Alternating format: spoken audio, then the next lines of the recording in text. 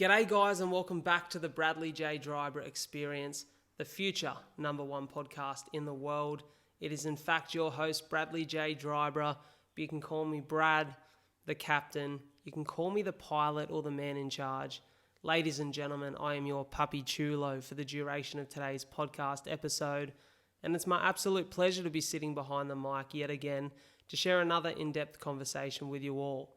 Whether this be the first or one of many times that you've tuned into the show, I want to say thank you so much for your support. It's you that keeps the show alive and thriving, and you can continue to show your support by hitting the all-important follow or subscribe buttons, leaving a 5-star rating and raving review on Apple Podcast app, and sharing this with just one or a few friends. I want to continue to reach a new audience to inspire and change more lives. That's the reason that I am here. But enough about me. And on to today's pod. We're going to dive in deep on another conversation, and without further ado, I'm going to leave you to the show and today's introductions. Somewhere unseen, it got a little longer, so it seems. I'm sure if you're listening, you've heard of the Kokoda track. It's 96 kilometres of unrelenting trail through Papua New Guinea, obviously famous from that World War II battle. But the crazy thing about Kokoda is that for most people, it takes 3 days to conquer. Only few, I should say, have conquered it in a little less time. This man thought, you know what? Rome wasn't built in a day, but what if Papua New Guinea's Kokoda track could be conquered in one? And that's what he set out to do. We're going to hear about how all the inspiration for this event become about and how we went on to conquer it, all the challenges and changes along the way that come with today's society and the world that we're living in. And I'm just very excited to have Mr. Adam Everill sitting in front of me. How are you, brother? Doing good, man. I need to give you a correction, though. No one does it in 3 days. Yeah. Isn't that usually what they set out to do? They do it between 6 is usually the minimum. 6? And 14. There you go. So I must have been listening to some of the elites. The magic numbers 9 and 10. They're currently doing an ultra, or they had an ultra set up to do it in 3 days. So the ultra race was going to be across 3 days. Maybe that's where I've heard it. So 3 days is elite. There's probably less than 10 people that have done it under 24 hours. So that sets the scene even a little greater. Yeah. The idea of conquering this in a day or 24 hours, where did that come about? It's a story that goes back to starting to run. So going from being a non-runner with a 5-kilometre PB to my co-founder saying that she, as a really not a very fit person at all, was going to run her first marathon. For the organisation, raise money for her. She was going to go to Dublin. And I was like, that's so inspirational that you would do that you'd like run a marathon out of nowhere. And just like Jacqui always does, dedicated, trained every week, multiple times a week. And I was like, I'm going to train with you and I'm going to do it in solidarity. That's so awesome, because I was fairly fit. I just wasn't a runner. And I didn't do that. And come the week of, I was like, this is the week. Like, what have you done, man? You said you were going to do it. And so on the Tuesday, I got my PB of 11 kilometres, and that hurt quite a bit. I was like, I could probably keep on going. And then listening to David Goggins' You Can't Hurt Me that week on the audiobook, and going through a breakup, a real crushing one with, it was my fiance at the time. I was just like, I'm gonna do this. On the day that she does it, I'm going to do a marathon. So I did a marathon without training on the Saturday. Amazing. That week. And then that gave me the idea that, a whole lot was possible. You can do way beyond what you think you can do. Whatever you think your ceiling is, and I said this for the event for people as well, double it, I bet you can do it. So when I got that feeling, when I smashed myself through that marathon, I was like, what else could be done here? And not long after, I was in Bougainville, laying down, and I got the thought, like, what would really attract people to raise some money and some awareness, especially Aussies? And I was like, Kokoda. Oh, yeah, I could do that in a day. Could see if anyone's ever done that. How long is it? 96 kilometres. Yeah, that can be done. and then proceeded to Google. A few people had done it. No one had done it in about 10 years. And wow. I thought that was the move. The last person to do it was actually a few years ago. They got airlifted out halfway. Oh. Yeah. So the plan was to do it there. Yeah. And to take some, hopefully, high-powered Aussies over there that wanted to try and do it in 3 days maybe, or 5 days, or if there was someone who wanted to do it in a day with me, then let's have a crack. That was the big plan. Then COVID hit. Yeah. But I was training for that. That was the move. But we didn't want to let that stop it. So there came a time a few months ago where I said we're either doing it over there or we're doing it here, and then had to make the call to do it here. So tried to replicate as good as possible Kokoda. I've been on Kokoda. I've stepped foot on there. I haven't done the whole thing. I just took a day pass, and it's brutal. It's like the steep up and down, and so I feel like we replicated that pretty well on the Illawarra escarpment. Some deadly stuff. Definitely.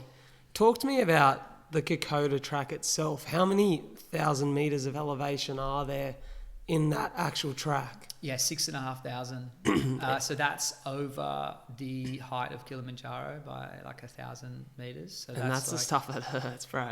That's the stuff that really hurts. Man, when you're not doing it, you really feel it. Like we were talking before about throwing a few heels in when you're a flat runner, and it smashes you. With ultras, they say specificity is king. You know, that's what Zach Bitter says. He's the 100-miler champion, like world record holder. And so when you're training for that stuff, you've got to just find uphills constantly. And that is like the uphills and the downhills that are even worse. Like you got to put your body through that constantly. So 6,500 meters up and down is, I think, if you think about Sublime Point for locals out here, it's something like 20 of those, maybe more. It's a lot. Yeah, wow. It's a lot, yeah. It's a lot. And people don't realise, you think uphill comes with that downhill pleasure, but the downhill ain't pleasure when it's that steep, because it ruins your quads even more. It's not at all. The downhill stops being fun after, you get to a certain amount of Ks. Yeah. This particular one, it happened earlier than it normally would, and it is until you have it. I mean, people get runner's knee. You hear about runner's knee. So anyone who's had runner's knee will know what we're talking about. This kind of pain. It could be at the front of your knee or the sides. And you're like, oh, that doesn't feel good. It's that ramped up to 1,000, and then constant with every step.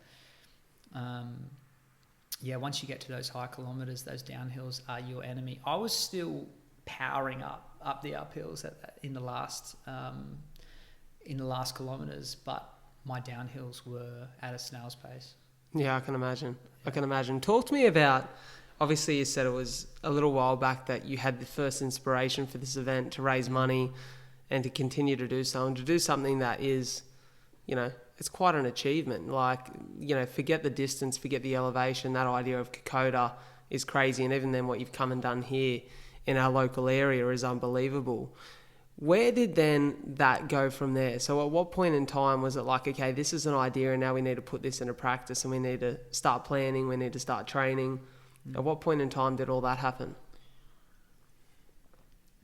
I'd been talking about it and not really training for a little bit. It's like, yeah, I'll do that. But because we couldn't set a date, COVID was just, and there's so much politics in trying to organise it as well on the track. It's not just as simple as turning up. And a whole campaign we wanted to build around it. So I decided that I wanted to do it early in the year, but I think I started using the hashtag Kokoda no sleep. So I was saying I wanted to do it without sleeping originally. Okay. I was like, I could do it without sleeping. So it was Kokoda no sleep, not Kokoda in a day originally. Okay. I think that came around February. So I did my first ultra distance on my own in New Zealand, 57 kilometres up and down some mountains. And that's when I was like, oh. Is this in Feb? That was in January. In January? Yeah, so that's the first time. How did that feel? Man, I got lost. For the first 4 hours, I got lost. It took me 4 hours to do 10 kilometres because I was well and truly lost by myself in New Zealand. I was on the complete wrong part of a river. Yeah. And when you know you're trying to do a multi-day hike in a day and you spend the first 4 hours stuck on a mountainside not knowing where the track is, it's a pretty rough way to start. Yeah, definitely. As soon as I found the track, I went like nipple deep through freezing cold water across the river, and I just started running. I was like, I'm here, and I was so excited that I found it. Yeah. I was 4 hours behind. That took me something like 17, 18 hours to do 57 kilometres. Yeah, wow. Quite a bit of up and down through snow, like all sorts of stuff. Yeah. But such an awesome feeling, like just amazing. And so I kind of knew I could do it then. So I was putting it out there a little bit, but not making a big fuss out of it, like still kind of just dipping my foot in. And then COVID was happening, and actually COVID kind of took it all out of me, to be honest. I was like, oh man, I had this big idea. You know, and the idea was tied to raising money for my organisation. We lost a bunch of funding. My organisation's my family. Like people, we had to let go, you know. Right around Christmas, we had to let people go. And Jacqui and I sometimes really do feel like parents. Yeah, like of that's, course. It's well and truly a family for us, but beyond that, like we get to help a lot of people. And when you have that, and when you have money taken away, or you can see really good opportunities that you can't fund, that's when you start to go, what's the crazy shit that I can do? What can I do personally to bring something in, to create a buzz, to do whatever? So I got really down in February or March, or couldn't tell you when it was, but when everything was kind of falling apart, would have been March and April actually. And I stopped running. I was like, well, it's not going to happen. It's not going to happen. And then after about a month, I was like, we're doing it. I'm going to be over there, or it's going to be here. And really, probably the last 3 months is where I really kicked up training and really started putting it out there. I think probably 3 months ago, I was like, it's Kokoda in a day now. I love that. Doing it in a day. It's happening under 24 hours.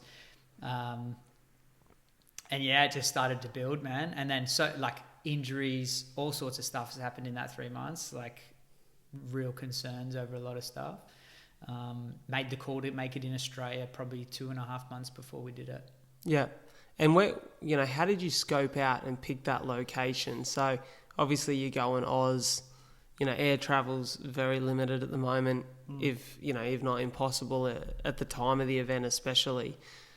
You pick Mount Keira. Yeah. Why Mount Keira? Because if you walk out the back of my house and you look up, there it is. So you just had to conquer that fear and that challenge every day. Man, no, it's partly that, partly the terrain there, but that's where I was training for Kokoda, right? Okay. And what I was finding is, I've gone through a massive personal journey myself, even whilst being in the organisation. Like I started an organisation that was based around sport, yet I was quite overweight, really unhealthy, not in a great space myself when I started it. And I've personally gone through a massive change. And what we're trying to help create in PNG and now with the Equal Playing Field office in Australia is really, really help people understand the importance of getting out, moving, all the things that you have around you at your disposal. You don't need weights, you don't need classes. If you don't have the money, there's so much that you can be doing to be healthy and feel good about yourself. And I'm running these trails, getting ready to go over to Kokoda in my backyard that I never did growing up. And I'm like sucking in this air, spending hours at a time in nature. And I'm like, what? Like, this is magical. Yeah. There's all these mountain bike trails and like I'm seeing like all these animals, and it just felt amazing. And I was just like, well, why would I do it anywhere else? If we're doing it here, we should do it in my backyard. There's mountain bike trails there as well that I'm going up these trails, and I had done them. I had done Kokoda first, like seen Kokoda first, and I was like, this is like very Kokoda-like. I'm scrambling up mud. You've got to use your hands to climb up some of these sections because they build them to be difficult to come down. So I wanted the rough track. I didn't want to just... Plenty of people... Not plenty, but a fair few people would have got those stats before, that 96 and whatever the elevation. But they would have done them on nice groomed tracks, and the average kind of gradient would have been something that you could kind of run up. With what we had, it was more like Kokoda. It's going to be steep up, steep down, and you're going to have some flats. Definitely. So it's hard. It is not the fastest track you could run for that distance and elevation, but it was close, at least in my experience, to what Kokoda would have been like. So I wanted to replicate that in training so I could handle it over there. And then so if I'm doing that for the training and then all of a sudden we've got to do it here, why not do it in the backyard? I love that. Yeah. I love that. And talk to me, like, when you're preparing for this, you said it yourself, like you weren't exactly in the best shape when you started the organisation. You're obviously now, times have changed, you're in great shape, you keep yourself fit, and you really do look after yourself in all aspects of your life. But how is that training? It's obviously so new to anything you've done before.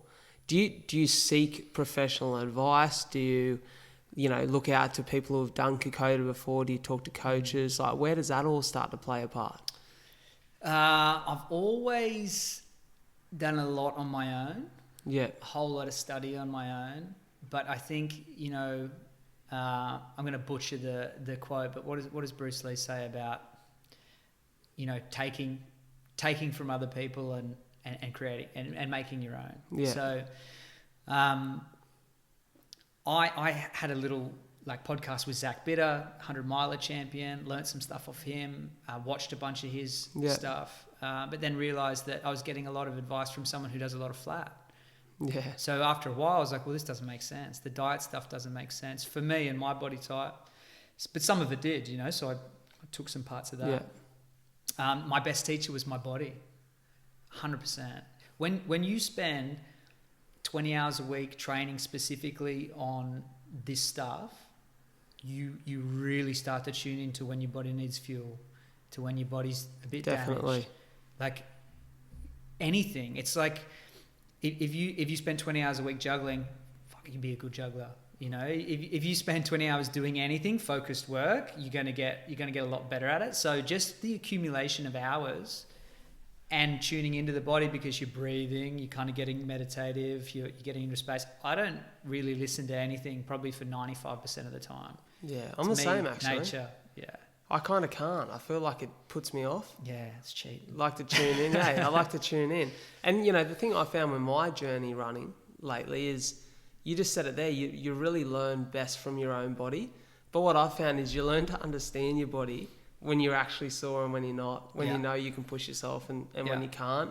And what may have felt like an oncoming injury, when you weren't training for this sort of thing and you weren't so in tune, is now just like, this will be okay. And I know it will be okay. 100%. But talk to me about those points throughout that training journey leading up to the event where you start to have, because I don't care who you speak to, anyone who conquers something big is going to have a challenge along the way, whether that's injury, whether it's mental, whether it's something logistically that comes along that really plays a part in making this event hard to achieve. Did you have any of those moments, and sort of how do you define them and move forward? There was injuries, there was social unrest, man, there was all sorts of stuff. The injuries, there was a period where I was getting really stoked with my training. I was starting to peak, but I was peaking too early. But I was just like, the ego of it. What happens when you're looking at Strava and your Garmin all the time? Sometimes you get those kudos, bro, and you're like, you get swept up. Well, for me, it's not the kudos. It's always there's those little internal goals for yourself. Yeah. And for me, I realized that my elevation was climbing. Like my weekly elevation was looking stacked, and I was doing 115 Ks. A week for a while, and I was like, I'm going to do Everest this week, and I was looking at my climb. I was like, I'm going to do Everest. So I really pushed myself this one week because I knew I could get the Everest elevation in a week, and there was some other badge on Strava or whatever. It was like I was supposed to be having a rest week, and if I just did a little bit more than I said I was going to do, I was going to get this stupid badge for like 4,000 kilometers in the month or something. I was like, I just do a little bit more. Yeah. And then I wake up the Monday to go for my normal run. I put my thing and I go down on the street, ready to run up the mountain, and central nervous system shot. I couldn't actually turn the motor on. Weirdest feeling. I was like, come on. I couldn't, the sort of brain-body connection was not, so, my understanding of physiology is that, sending these kind of neurochemicals to fire your muscles. Yeah. The brain was like, no, man, we're not doing that. And when the CNS fries, bro, it fries. Like Yeah. your body starts to get sick. It starts to shut down. I was gone. I was a week well and truly off. I just couldn't, I could not fire. It was the strangest thing. And then on top of that, a couple of people they were having different climb to me, different elevation. I was like, oh, and I hate the idea of it not being right. Mine was telling me more, and I was like, I can't have any idea that I didn't do the right amount. So I was like checking if the watch was wrong, and then I just went and sprung and spent a bunch of money on the best I could get. Yeah. And that watch was 25% off, as in it was telling me 25% extra. So I went from super confidence, smashing over my Ks, way above the level I needed to be, thought I was peaking, and it's like, nah, man, you're barely there. Fuck. And now you can't move. What are you gonna do? And man, that was a bit of a whack to the system because I had so much confidence. And how far out from the event are you at this point? I think I was a month out.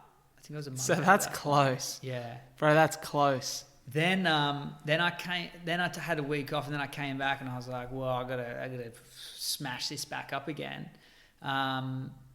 It's probably 5 weeks out, so I had roughly 2 weeks of then really building up proper elevation, like getting my weekly elevation and my Ks up, and then during my taper, my back went. Oh God! And the back's the one thing that you don't want the back to go. Yeah, because you feel it with everything, right? Man, and that was. I've had a bad back since I was 14. I've had disc issues. So I've got 6 discs that aren't amazing in my spine. So I've had this repeated bulge issues in L3, 4, and 5. That stopped me walking periodically. Yeah. But I've learned, especially over the last few years, that I can get past those things. But when you have this whole plan set up to taper and to do everything to come in to be at peak performance, and you can't do those things, man, Takes the wind out of your sails. Dude, again, it's just these knocks to the confidence. It's that's going to shave some time off you. You're not going to be at the top. You keep thinking these things, and then, but again, it's another good test because I felt sorry for myself for a few days, and then I was like, man, you say this to other people and you know it to be true. Nothing's ever going to be perfect. And actually, the days when it is perfect and you turn up with the very best camp or whatever, probably the days you're going to fuck up because everything was too perfect. So, life is, you never walk into anything in perfect conditions. So, whatever, you got to fuck back, you'll get through it, whatever. Yeah. It is what it is. So...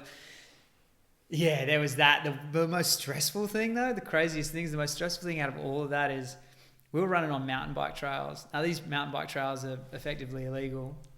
And I remember hearing a bit about this, and it looked frustrating as fuck, bro. And most of the mountain bike community, I'm so thankful for what they've developed up there. It's really cool. Really, I used to climb up that creek and that mountain bush bash all the time as a kid. And now they've got these cool trails for people to enjoy our escarpment. But there's a segment of that population that really feel ownership over it and did not like the fact that there was people hiking on it. And I spent so many hours tagging it out, putting tags up so people could follow my course. And they kept getting torn down. Fuck, that just does your head in because it's just another job, isn't it? Man, and it's I'm up there to train, so I don't want to be stopping every while and hanging up these things. Yeah. And my mum did the cutting and laminating and hole punching, and man, it got me furious. Nothing got me raging this whole time except for that, and I was just furious, and the imagery that would burn in my head. Sometimes when I was running, I was trying to work out whether it was fuel or whether it was detracting from me, but actually I think it was fuel. Definitely, bro. Look, most of because they were ripping them down, weren't they? Oh, they were tearing them down, man. Them down. A lot of time leaving them on the ground too. So it was it was equally you're telling me you love this place, that you're leaving it on the But most just wanted to live in harmony, you know. So that was a few individuals, just like a lot of these things, you know, it's a few individuals that mess it up for everyone else. And so that was really tough. I just had to switch off social media after a while because I just realized that was gassing me more than anything, more than training, was my sitting there with some keyboard warriors that wouldn't. I was telling them to show me your face. Who is the person who's taking down my stuff, so you can look at me and at least tell me why you're doing it. Help me understand, because I cannot understand why someone would do this. Yeah, and that just took too much from me. So especially I was like, when the purpose of the event is to raise money for a cause. You know, you're out here doing something extraordinary. There's so many people behind it and so many people behind the movement that are also competing on the day, and it's a part of safety too. Yeah. Is knowing that course and having it marked out. Yeah.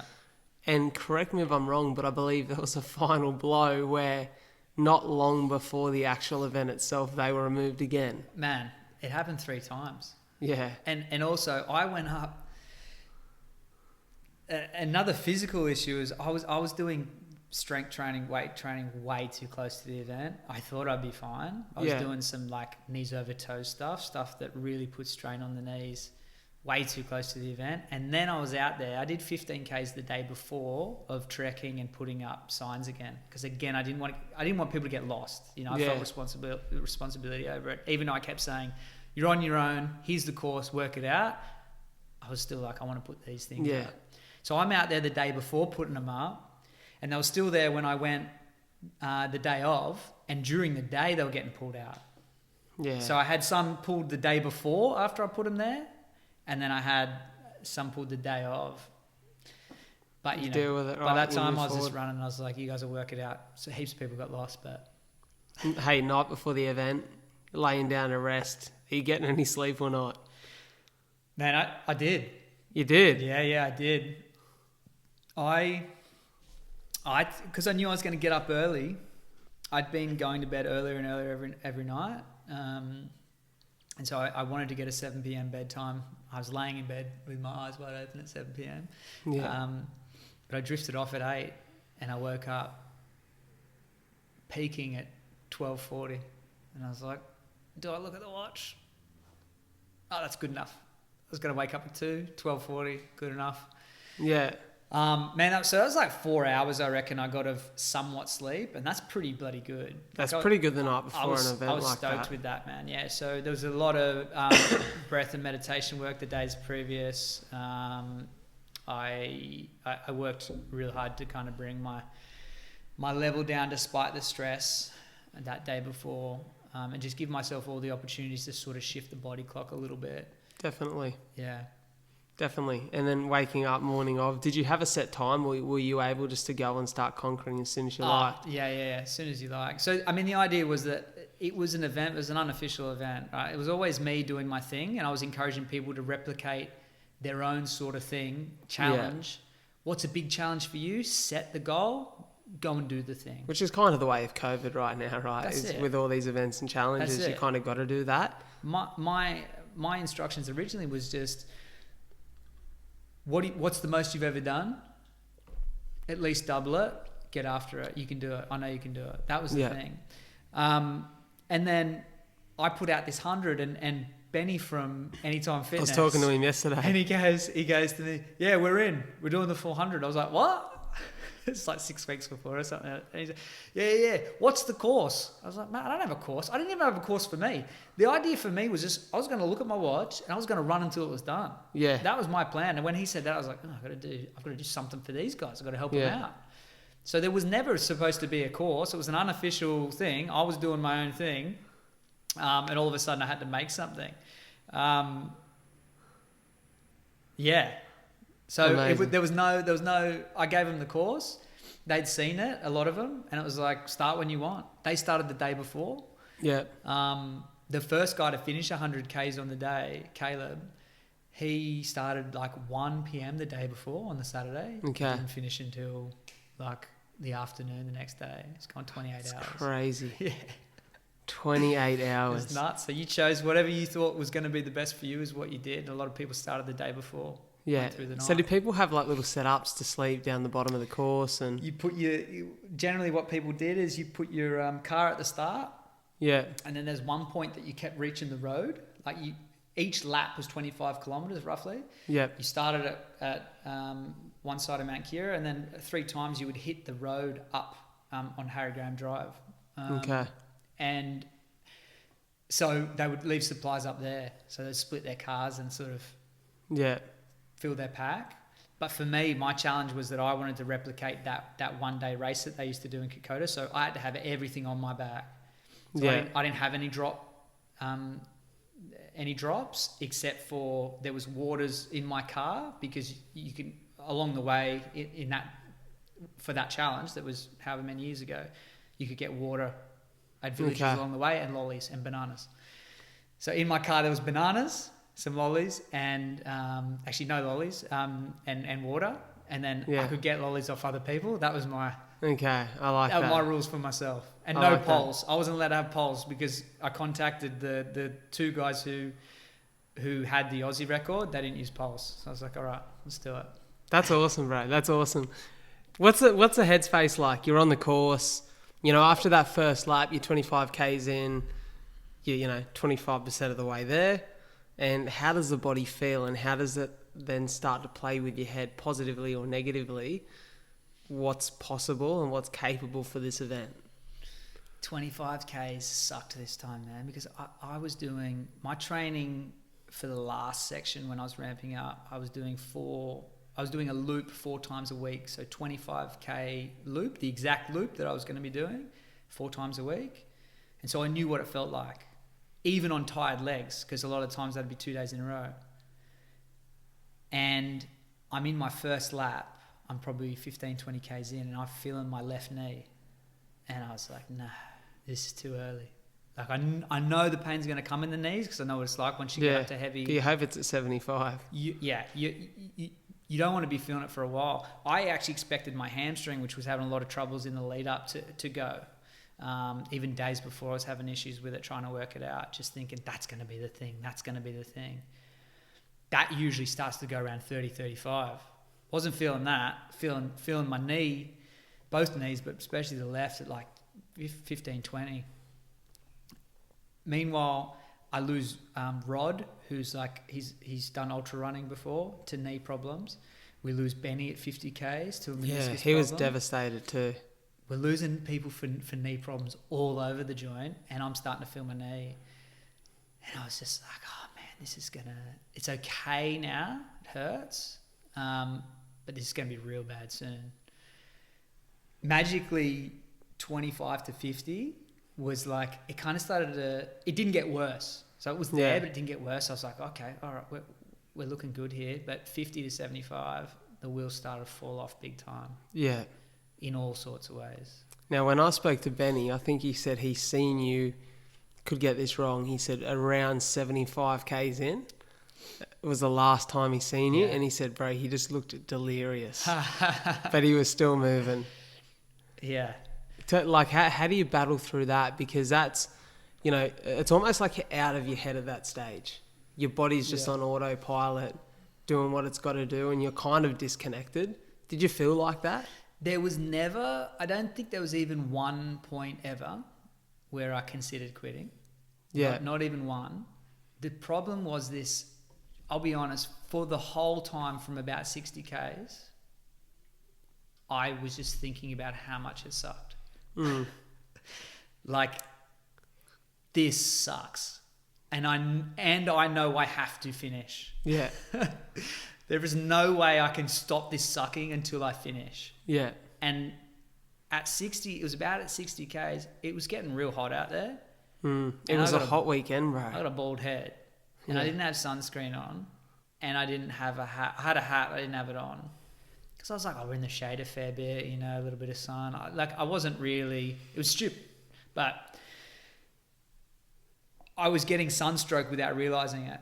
Yeah. I thought I was getting tired. And as I was getting delirious, you sort of don't realise sometimes, but then when I was getting proper delirious, when stuff was like, oh, and I realised when I would talk to people, I was like, oh, right, hat, should put that on.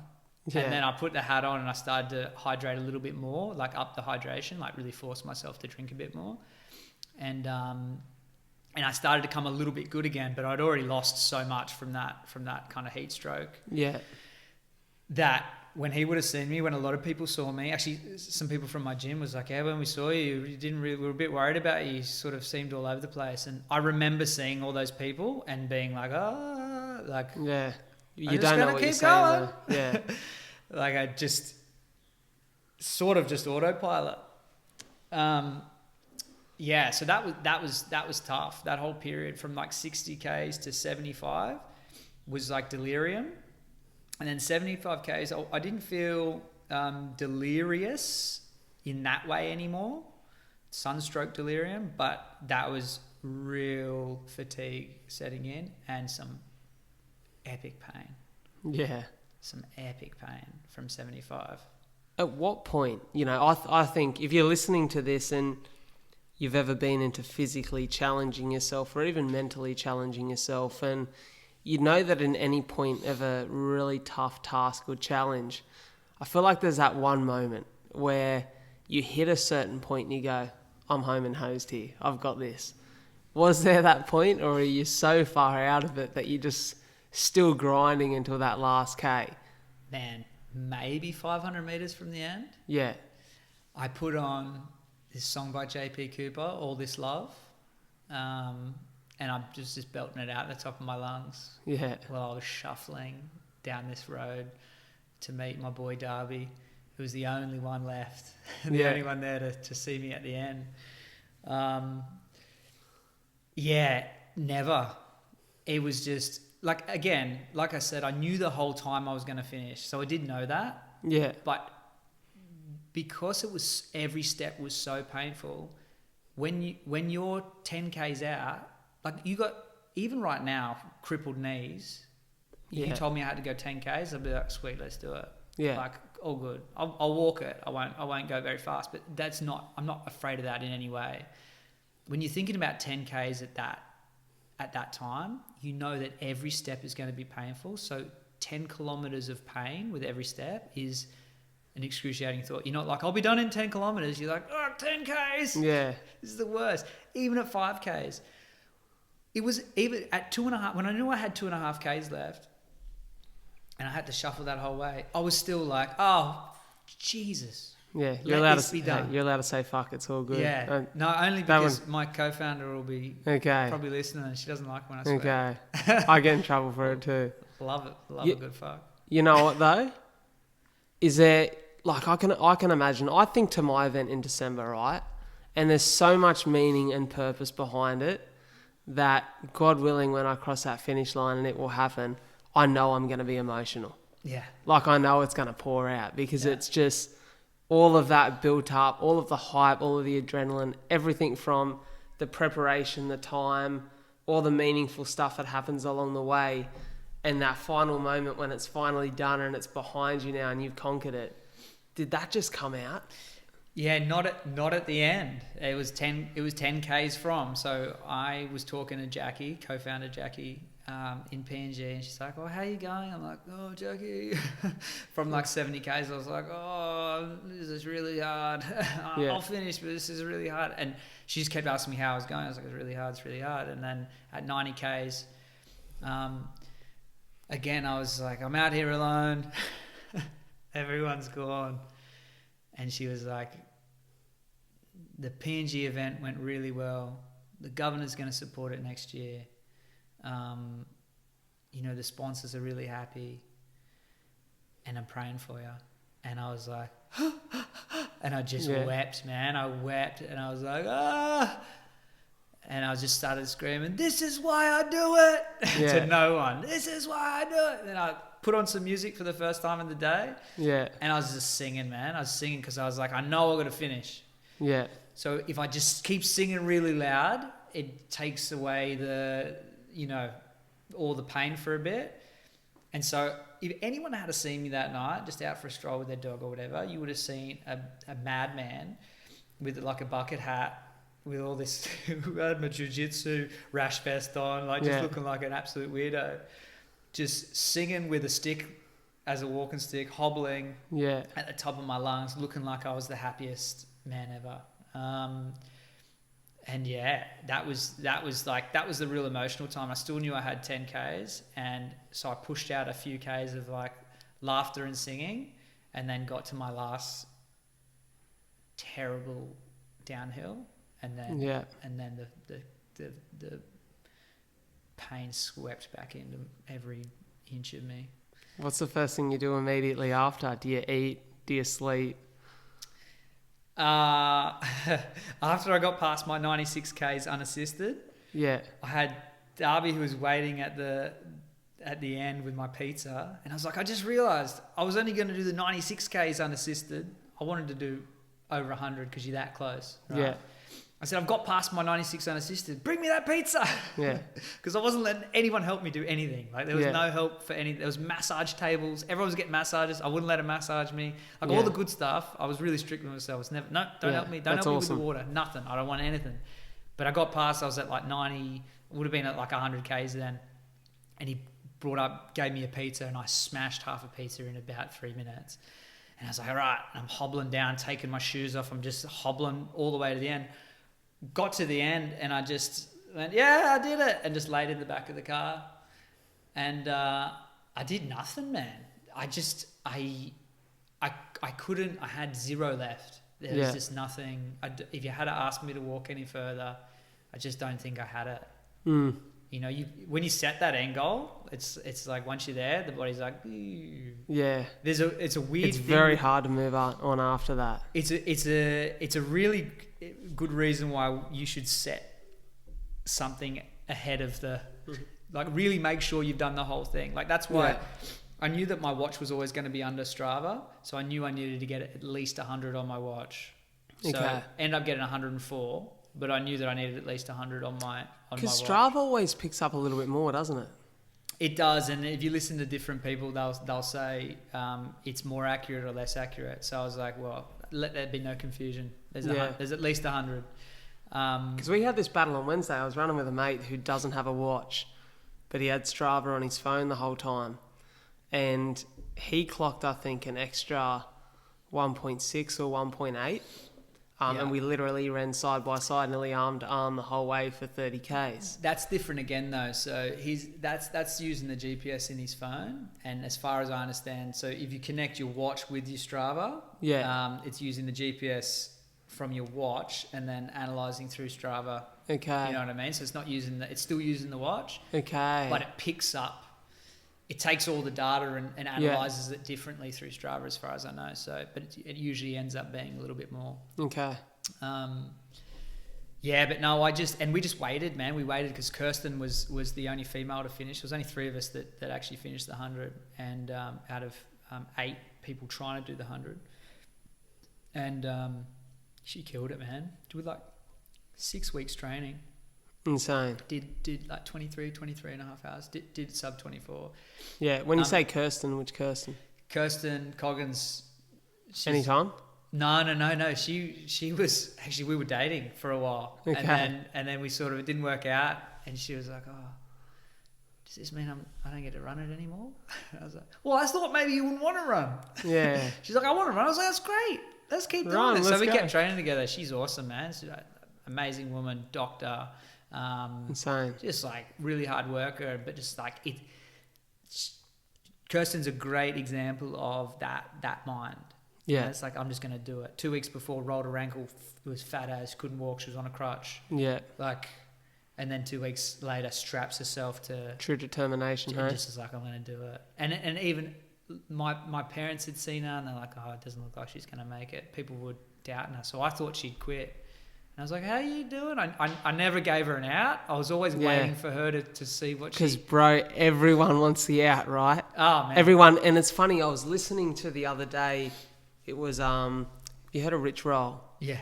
Rich Roll talking about when he done his 5 ultras in Hawaii.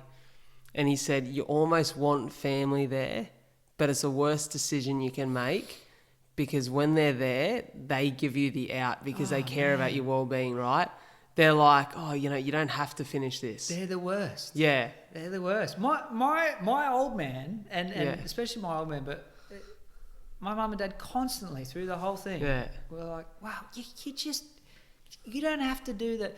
Just do 25. That'll Even be the day fine. before, it was like, well, you just do what you can. I was like, no. That's Dad, it. You don't. The whole thing is that I'm doing it. Yeah. There's no stopping. You don't just do what you can. The idea is that the point is you you look at what you thought you could do and you smash that. And when you want to quit, you keep going and you just don't give up. That's the whole ultra thing.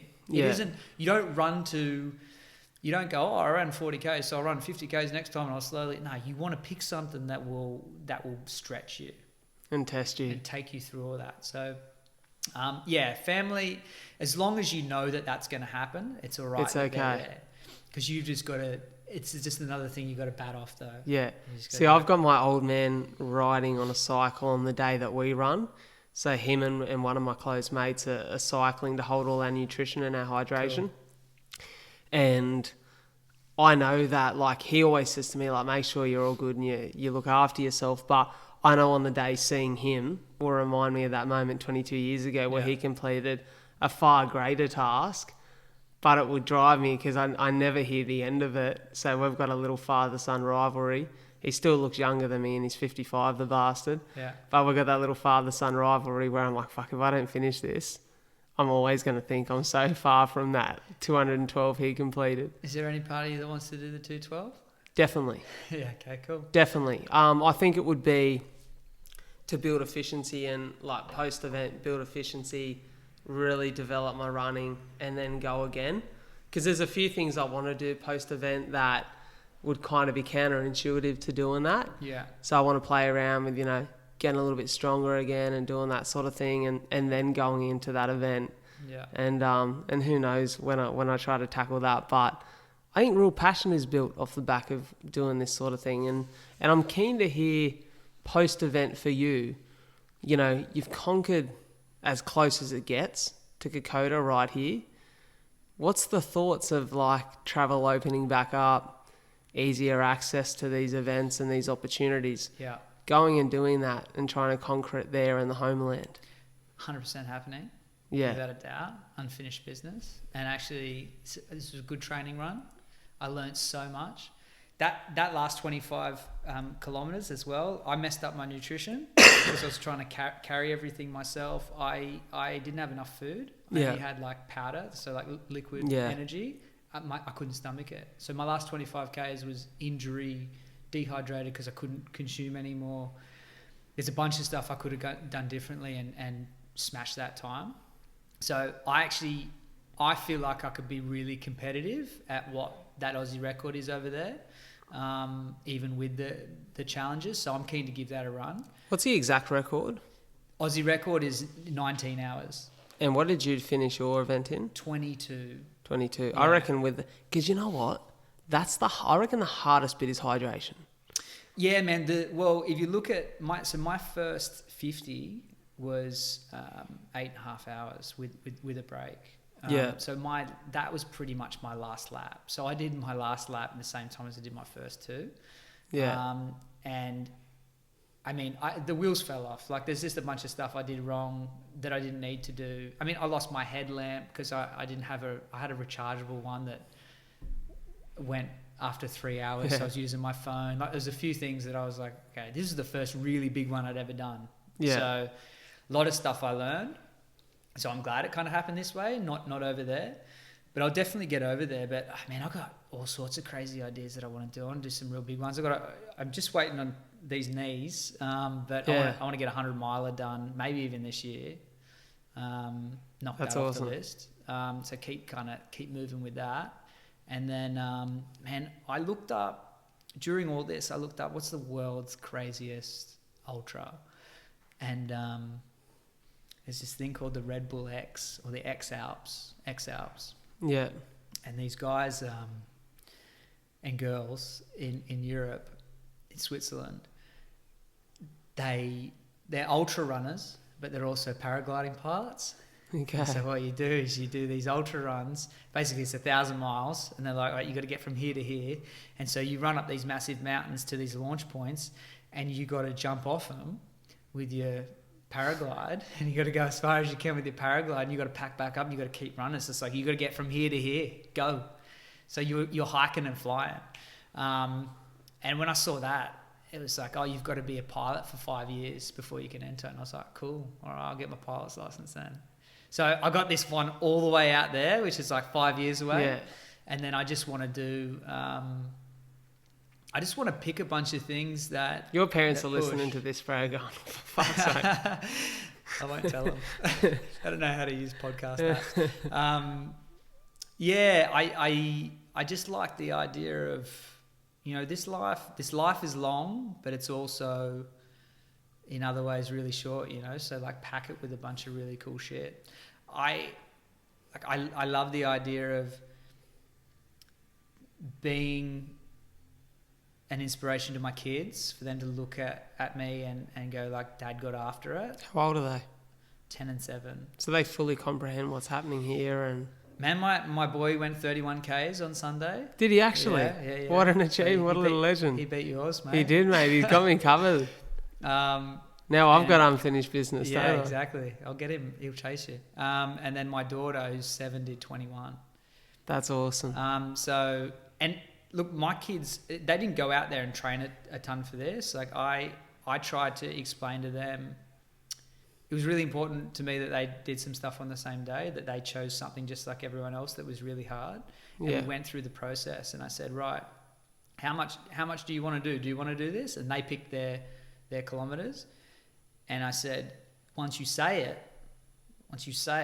we do it. You Yeah. know, once we commit to something, we do it. We don't just say we're going to do something. And they understood that, and they said it.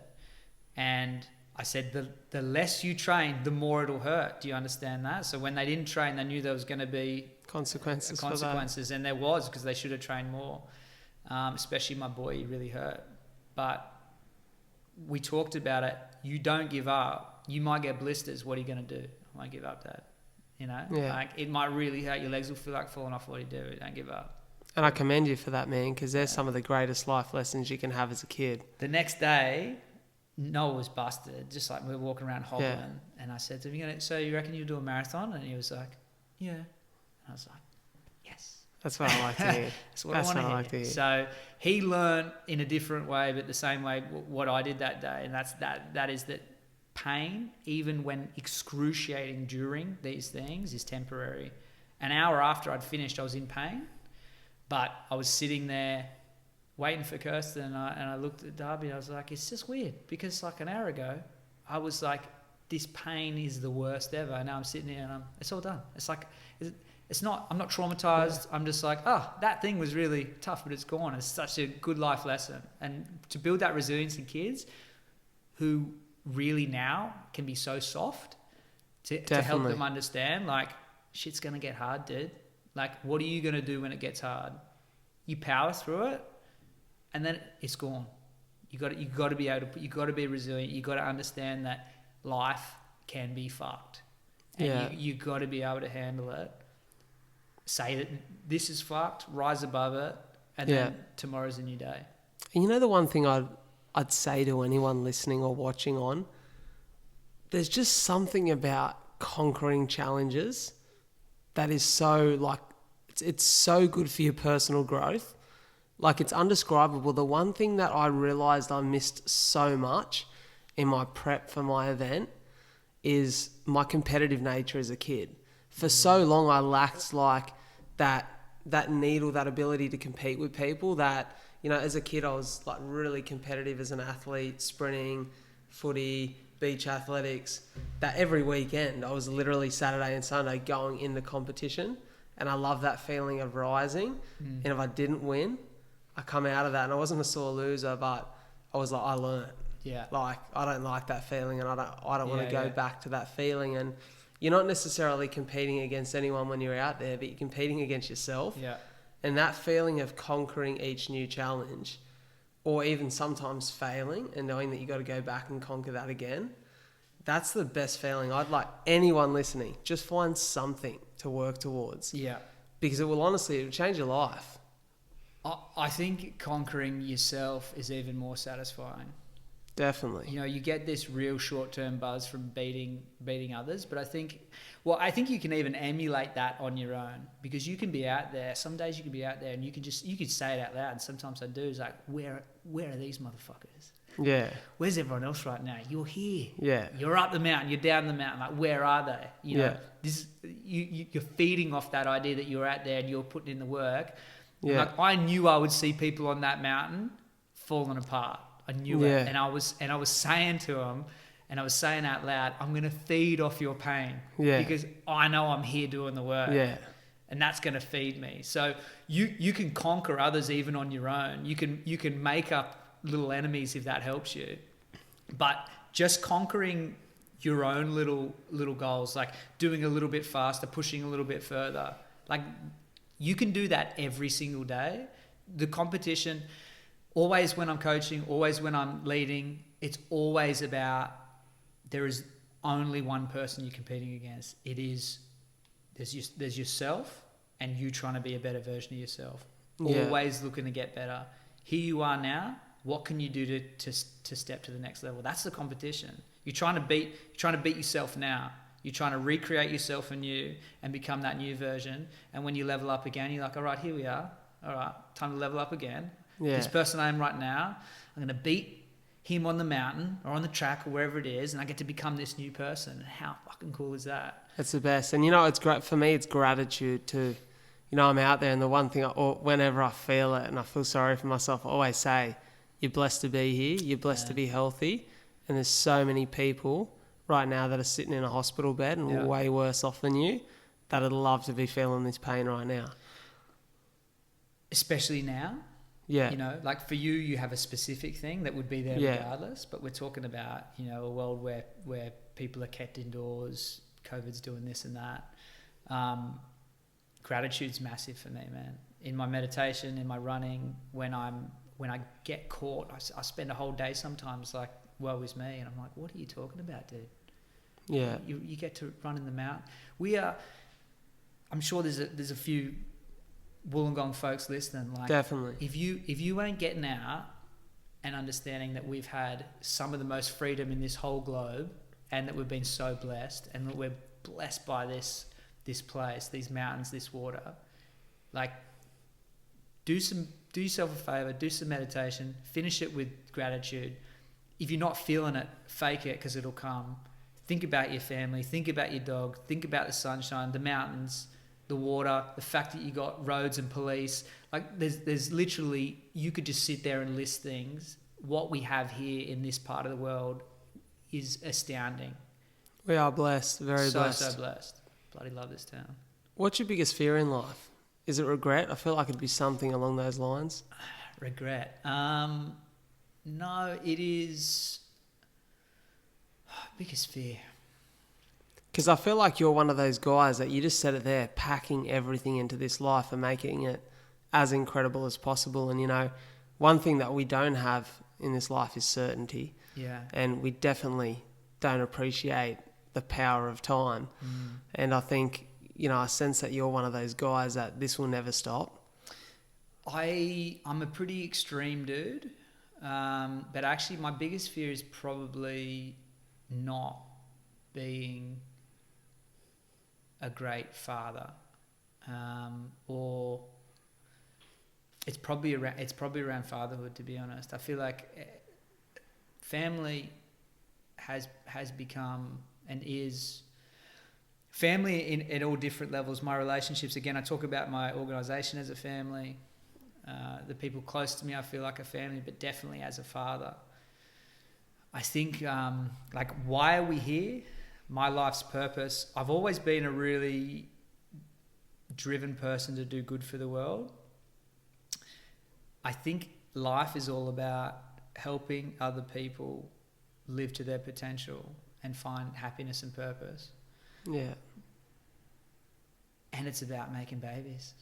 Yeah. It's about bringing, what I mean by that is it's about bringing life into the world, or supporting life to flourish. And those two things are the same. Like, you know, you can help bring children into this life, or you can help guide young people, or you can help your friends or your parents, or you can you can create this feeling of good and well-being in others, or you can help be part of that. And I don't know what else we would be doing here. Like, I don't know. So much power in it, right? The power to serve others. And there is, I spoke about it yesterday in a podcast. I've earned basically $0. I've earned about $600, maybe $1,000 in the last 7 months of my life. If I'd stayed in my job in April and didn't quit, I'd literally be probably 50 to 70 grand better off right now. Yeah. But I wouldn't change it for the world. There is something so much more satisfying about that one single message, or that, that many that you get, where you know that some person has been positively impacted by something you said or something you've done, or something that you're putting out there in the world. That feeling is potentially the most infectious and great feeling that you can ever have. Just the ability to somehow inspire someone or impact them in the right way. Yeah. There's something to be said for it. It's like a drug. 100%. There's this correlation between, I think, like parenting, parenthood, and just generally trying to do good for the world. And I think that if you're willing to put up with 95% struggle, just put that as a percentage, and for things to be hard, but for the 5% that it's not, those glory bits that you get, that absolute warmth that you get through your blood, and that the times that you cry from being proud or whatever it is, or just like, fuck, like life is amazing. Like, I think that's what it's all about. Like, parenting, especially in the first 5 years, is like, it's like all hard, and people are like, why would you want to do that? It's such a weird thing. And then it's because of those times when you see these things crystallize and you realize why you're doing all the hard work. Yeah. It's the same thing with ultras, and it's the same, like, it's not, you don't go out and run constantly all the time up and down hills and be like, this is great. Yeah. Like, people think, oh, you must really love that. It's like, that's not the thing. Yeah. It's actually, you have chosen a thing of purpose, so the hard makes sense. It's not 100% hard. A lot of times there's actually, like, the kind of stuff I have to do, my work in PNG is a lot of the time boring as hell, and I sit behind a desk and I'm wondering what the hell I'm doing. And then we get a message that we've supported a kid get out of an abusive home, and I go, that's why we do it. That's awesome. Get a little snippet here. That's why. Remember that. That's why you do it. So if you understand that, you don't go through life hating the fact, like, oh, I'm trying to help people, and it's so hard. Like, you don't become that victim. You're like, no, this is hard. I signed up for life. Yeah. Life's fucking hard. If you have it in your head, it's that expectation, it's that looking down like we're talking about and thinking you've done 20 Ks but it's only 13. Yeah. Instead, if you have the expectation it's going to be 95% hard and it's less hard, then good for you. 100%. But if you understand it's going to be hard, no matter where you are, because we find problems. It doesn't matter if we're in Wollongong or if we're in prison. Like, the human mind finds problems. Definitely. If you're willing for it to be 95% hard and 5% good, then that's sort of my philosophy on it, yeah. I love that. Now, we've spoken a lot of, personal and physical achievement and conquering amazing challenges. We've spoken the inspirational side of things, the mental side of things, but I want to really touch on, the motive behind all this was to raise money for your cause. Talk to me about that. Talk to me about your foundation. Talk to me about your businesses, everything else that you're doing in life, because you wear many hats. Yeah, so Equal Playing Field, I'm the co-founder of Equal Playing Field. It used to be called Rugby League Against Violence many years ago. We've been going nearly 10 years. Wow, congratulations. Yeah, thanks, man. We started off as two volunteers that met sort of randomly in India, of all places. Jacqui and I could not be more different. I'm a bit of a wild man, white, as people can see that are watching at home, and Jacqui is she's a Buin Nasiwai Meri, which means a woman from Buin and Siwai in Bougainville, and is very black as you can get, extremely Christian, really disciplined, but found this common cause of wanting to reduce violence against women originally. We then realised there was no prevention activities whatsoever in Papua New Guinea for prevention of violence against women. Yet, it had the highest rates of violence against women anywhere in the world that Wow. wasn't in a war at that time. So the only place that Médecins Sans Frontières, Doctors Without Borders, ever said had an epidemic of violence, it was so profound that they only usually work in places where there's epidemics. They said it is an epidemic of violence, we have to go and work there. So the only time in their history that they've done that. Wow. Really horrendous stuff. Small girls being gang raped, like really horrible things. So we saw that there was no prevention, and we went in and really developed work with young people in schools to help them understand what a healthy relationship was between a man and a woman. We used kind of sport and metaphors to do education, and then get the boys and girls to play together. And that was our first sort of big thing that got funded. Again, 2 volunteers. We were volunteers for the first 3 or 4 years. I would go back and forth from Australia, trying to make it happen, sleeping in slums, trying to learn the language, seeing some wild shit. And we've just slowly progressed to become one of the largest local organisations in the country. We realised that there was huge child protection issues. Child violence violence against children is massive. Again, real big problem in PNG.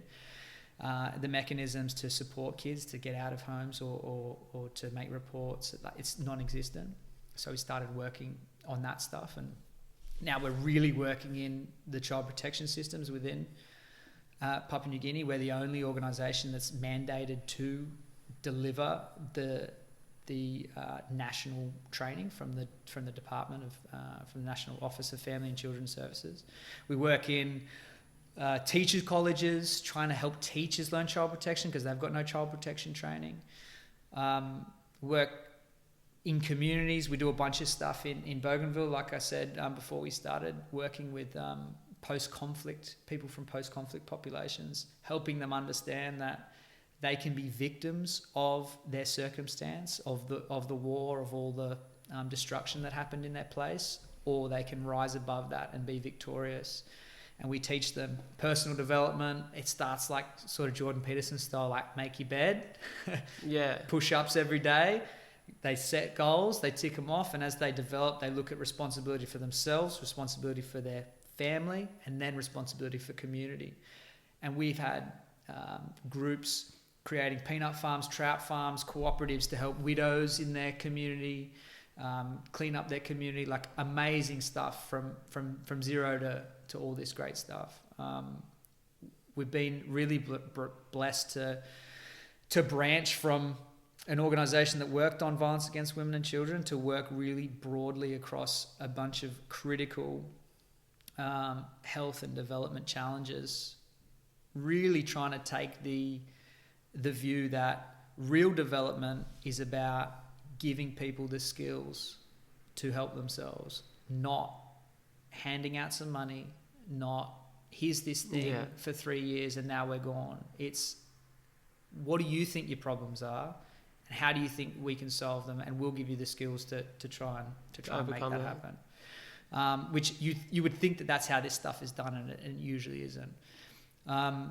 So our work in PNG, I'm really, really proud of it. We're now set up an Australian office, and I hope to bring a lot of that stuff here now.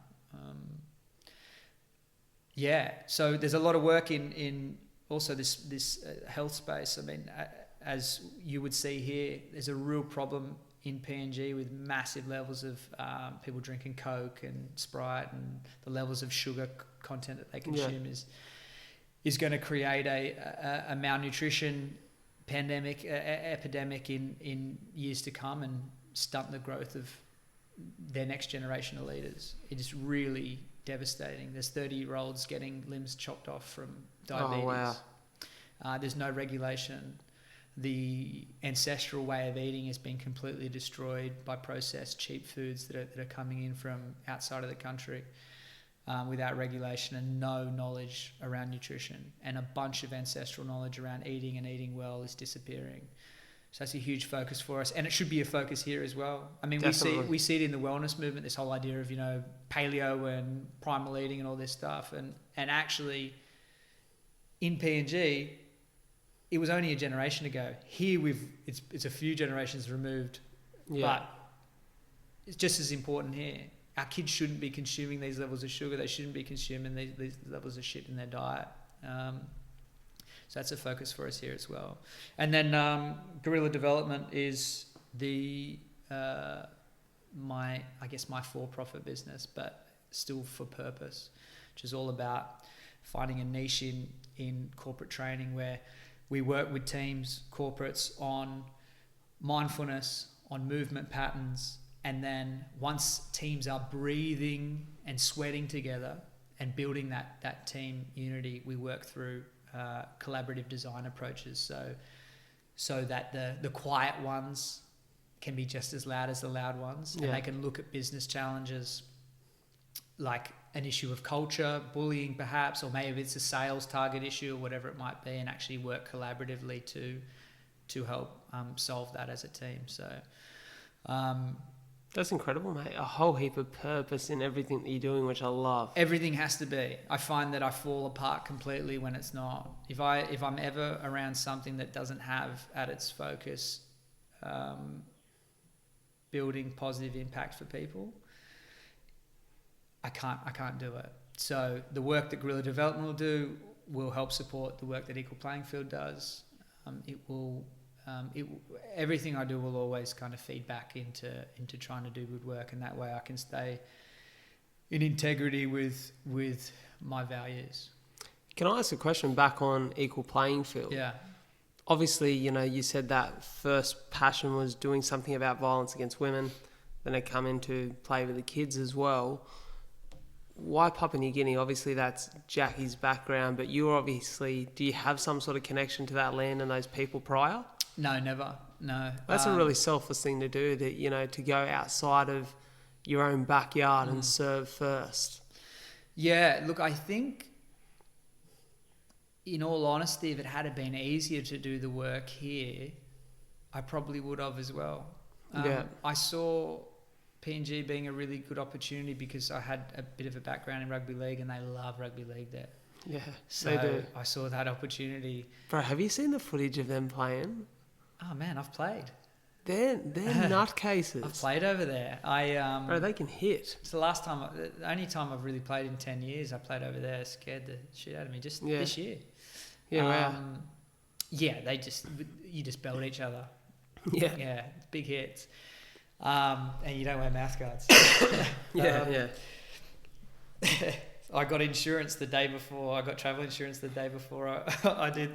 Smart man. I called up my mate and I said, "Can you get me some travel insurance? I'm going to play footy tomorrow without a mouth guard." So yeah, okay. Yeah. What did you ask me? Sorry. Just about serving not in your own backyard first, but in New Guinea. Look, I've worked with some Indigenous communities here in Australia and some other things over the years, and it's really hard to. There's so much trauma around what happened in our past here that's a space that I wanted to work in, but it's not an easy. There's not an easy entry. So I had to go away to do the type of work I felt was really necessary to be able to now come back. And so I think that in a very different way than development is usually done. Development is usually the developed country helps to develop the developing. I think we have a ton of stuff that is extremely relevant for remote communities, not just Indigenous communities, but especially remote and rural communities, where we can take the content that we've built over 10 years, the really great stuff, and we can adapt it for Australian communities. So it was easier to go over there. That's the honest truth. Yeah. It wasn't some big selfless act of saying, "Oh, it's going to be harder." It was like, well, that's where I can. My philosophy in the beginning, and still is, you should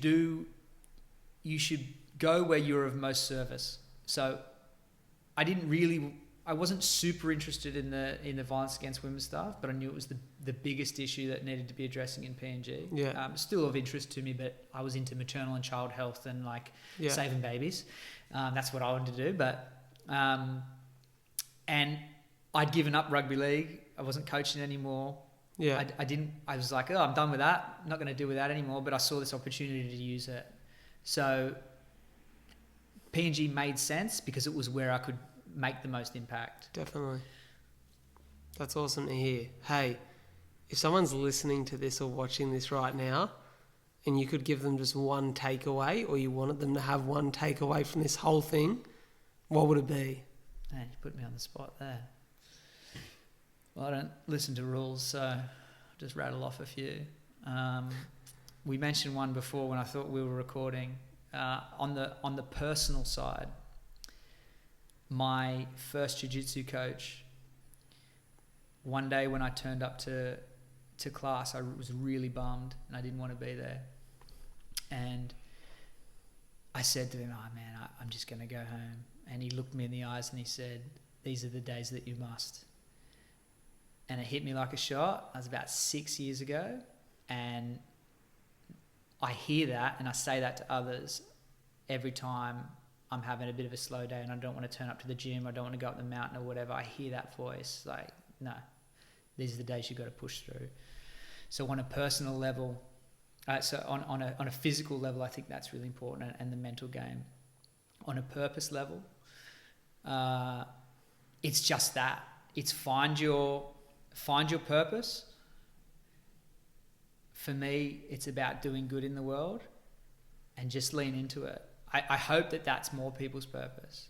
Just get out there, be of service to others, and let that come back to you and how that feels. When you're truly in service for others, not to get it back, but you're in service to others, to be in service to them and make their life better.